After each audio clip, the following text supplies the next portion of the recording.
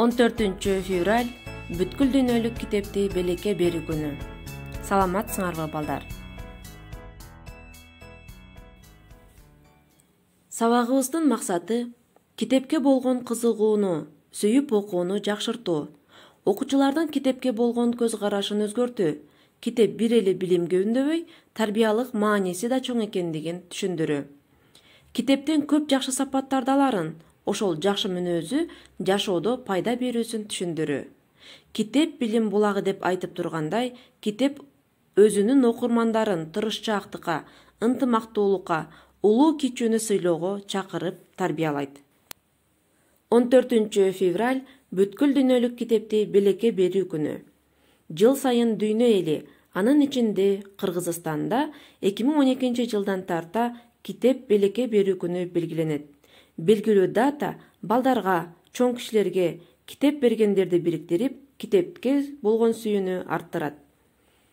Китепти белекке берүү күнү аркылуу балдар китептен боорукердикке, достукка, өз ара көмөктөшүүгө, сүйүүгө, санаалаш болууга, деги эле баланын чыныгы инсан болуп калыптанышына пайдасы зор.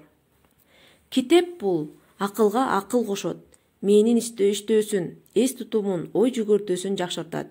Китеп окуу жазуу шыгын арттырат. Ошондой эле сүйлөө кебин кеңейтет. Китеп билим булагы, билим өмүр чырагы. Көп окусаң, алысты көрөсүң деген чакырык менен 14 февраль китепти белекке берүү күнүнө карата менин окуучуларым да бири-бирине кызыктуу, балдарга арналган жомок китептерди белек катары беришип, көңүлдөрүн көтөрүп кубанышты. Ошондой эле белекке берген жана алган китептерин окуп чыгышты, түшүнгөндөрүн айтып беришти. Ошондой эле жомоктогу каармандардын сүрөттөрүн тартышты.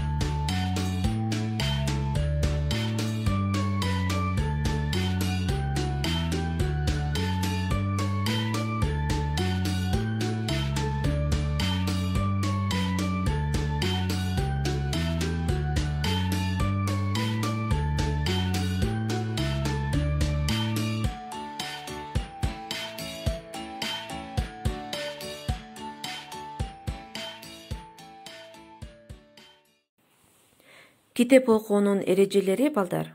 Китеп окуп жатканда атайын орундукка отуруп окугула. Көз менен китептин аралыгы 30-40 сантиметр болушу керек. Тамактанып жатканда китеп окуганга болбойт. Ошондой эле китеп окуп отурганда жарык сол тараптан тийгени жакшы. Китеп деген бир укмуш камтыйт аалам сырларын. Талбай окуп түшүнүп, акылдуу бол, бил баарын. Кымбаттуу окуучуларым, китепти көп окуп, жакшы ийгиликтерге жетишүүңөрдү жана окууларыңарга ийгиликтерди каалайм.